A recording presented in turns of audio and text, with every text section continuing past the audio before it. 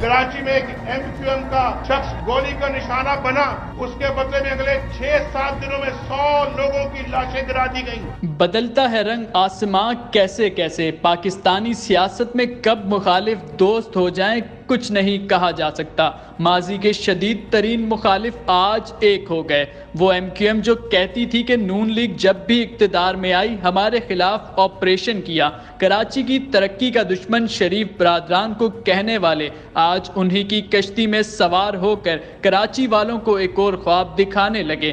کبھی ان کو عمران خان کی شکل میں کراچی کا مسیحا نظر آتا ہے تو کبھی نواز شریف، کبھی آصف زرداری اور پیپلز پارٹی سے قربتیں بڑھ جاتی ہیں۔ MQM کے وفد کی پاکستان مسلم لیگ نون کے قائد نواز شریف سے لاہور مرکزی سیکریٹریٹ میں ملاقات ہوئی۔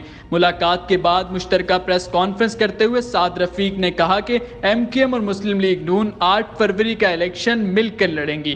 PDM کی پچھلی حکومت میں MQM اور پاکستان مسلم لیگ نون نے آپس میں مذاکرات کیے، اس وقت بھی ہم نے ایک چارٹر پہ دستخط کیے تھے اور ایک لارجر انڈرسٹینڈنگ موجود رہی ہے، اور یہ ڈیزائر بھی دونوں طرف موجود رہی ہے کہ دونوں جماعتیں انتخابات میں مل کر حصہ لیں۔